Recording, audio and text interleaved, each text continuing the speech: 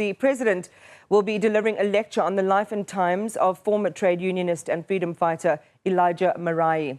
And that lecture is taking place in Soweto. Newzroom Afrika Ziniko Mhlaba joins us live now from the University of Johannesburg. Ziniko, good morning to you. Yes, a big moment and a farewell for a very important figure in the South African labour landscape. Tell us more. A very good morning to you, Iman. Yes, we are in Soweto at the University of Johannesburg, where President Cyril Ramaphosa is expected to deliver a lecture on the life and times of one of the veteran trade unionists in South Africa. And of course, we're talking about Mr. Elijah Barayi, coming all the way from the Eastern Cape, but made his mark in terms of the struggle for better and equal rights, especially in the labour sector back in the 50s, even though he was born in the 40s. So we're here today with some labour, trade unionists, but also they are led by the President and also Minister of Employment and Labour, Mr. Thulas, who joins us now. Minister, a very, very important time for us as a country, as for workers in your department, as we look to the lives and the moments of one of the former stalwarts in the Labour Federation sector, Mr. Barayi. What is it that you remember him about, or how important is his life in the struggle and the liberation of workers in South Africa? Comrade Elijah Barayi is a founding president of COSATU, which played a very important role pre-1994 in the struggles for the workers, but not just at the factory floor, but even beyond in the struggles for democracy in South Africa. And Elijah Barayi is one of those leaders who emerged from the schools, from the community organizations, from the faith-based organizations, leading the struggles, being the voice of those voiceless people inside this particular country, and waging those struggles for democracy.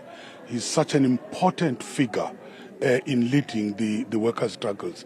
That's why we decided that it will be befitting that we also call the president of this country, who happened at the time to be the general secretary of the miners, and playing a particular role in uniting those miners, working with Comrade Elijah Barayi. That is why we're here today, to reflect also on how that struggle has gone, where we are today. And we're doing it during this May month, which is the Workers' Month, with a series of activities which we're organizing, reflecting where we're coming from, what we have achieved, and what we still need to achieve. Minister, 30 years into democracy, workers are still subjected to various challenges, whether it's retrenchments, whether it's labour brokers. Do you think enough strides have been made in honour, on a practical term, of such stalwarts? Do you think enough has been done to liberate the workers who are faced with the current challenges now? We believe that a lot has been achieved. If you look at the rights of the workers, which are enshrined in the Constitution, the collective bargaining, the conflict resolution mechanisms through the CCMA. If you look at the basic conditions of employment which are enshrined also in the various labor legislations, the employment equity which we're saying it must reflect the demographics of this country, locally and nationally. You look at a number of the legislations which we're having, going into a COIDA, which is the issues of the compensation of the injuries and so on at the workplace, what we call the COIDA. These acts are very, very important. You look at the Unemployment Insurance Fund.